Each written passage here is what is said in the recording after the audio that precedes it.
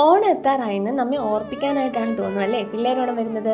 കർക്കിടക മാസത്തിലെ തിരുവോണം നാളിലാണ് പിള്ളേരോണം. അപ്പം ഇന്ന് പിള്ളേരോണമാണെന്ന് ഞാൻ കുറച്ച് താമസിച്ചാണ് അറിഞ്ഞത്. ഞാൻ അന്നേരം വിചാരിച്ചു വൈകുന്നേരം ആകുമ്പോൾ ഒരു ചെറിയ പായസം ഉണ്ടാക്കാമെന്ന്, ഒരു ചെറിയ സേമിയ പായസം. സാധാരണ അവധിയുള്ള ദിവസങ്ങളിലാണെങ്കിൽ പിള്ളേരോണത്തിന് ഞാൻ ഒരു ഇലയൊക്കെ ഇട്ടിട്ട് ഒരു സദ്യ ഉണ്ടാക്കാറുണ്ട്. വലിയ കറിയൊന്നും ഉണ്ടാവില്ല, പരിപ്പ്, പപ്പടം, അച്ചാറ്, തോരന്, പായസമൊക്കെ ആയിട്ട് അവരുടെ സന്തോഷം. അത് മാത്രമല്ല, ഇതൊക്കെ ഉണ്ടാക്കി കൊടുത്ത് കഴിക്കുന്നത് കാണുന്നതാണ് നമ്മുടെ സന്തോഷം. സത്യത്തിൽ ഈ ഓണമൊന്നും പിള്ളേർക്ക് അറിയുന്ന പോലും ഉണ്ടാവില്ല അല്ലേ. പായസത്തിന് ഏലക്കാപ്പൊടി ചേർത്ത മണം വന്നപ്പോഴാണ് പൊന്നു ചോദിക്കുന്നത്, അമ്മ എന്താ ഉണ്ടാക്കുന്നതെന്ന്. മറ്റേ ആളാണ് ഇതൊന്നും അറിഞ്ഞിട്ട് പോലുമില്ല. ഞാൻ കൊണ്ട് കൊടുക്കുമ്പോഴാണ് കാണുന്നത് തന്നെ. പിന്നെ വലിയ താല്പര്യമൊന്നുമില്ല, കൊടുത്താൽ കുറച്ച് കഴിക്കുള്ളൂ, എന്നാലും കുറച്ച് കഴിച്ചു കേട്ടോ. സത്യത്തിൽ ഞാൻ ഇതിൽ നട്ട്സ് ഒന്നും ഇട്ടിട്ടില്ല, കാരണം നട്ട്സ് ഇട്ടാൽ അത് മുഴുവനും പെറുക്കിക്കളയും. അപ്പോൾ അത് വെറുതെ വേസ്റ്റ് ആക്കണ്ടല്ലോ എന്ന് കരുതിയിട്ട് നട്ട്സ് ഒന്നും ഇട്ടിട്ടില്ല. ഞാനിത് വാങ്ങി വെച്ചപ്പോൾ കുറച്ചും കൂടെ ലൂസായിരുന്നു, പക്ഷേ ആറി വന്നപ്പോഴത്തേനും നല്ല കുറുകി വന്നിട്ടുണ്ട്.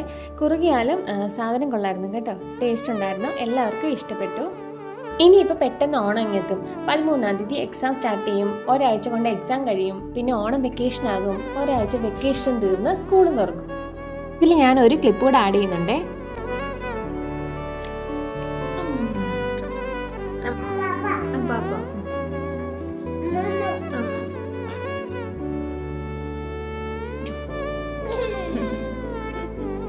ഇത് കാശിക്കൂടെ സദ്യ കഴിച്ചതിൻ്റെ വീഡിയോ അച്ഛൻ എനിക്ക് അയച്ചു തന്നാണേ.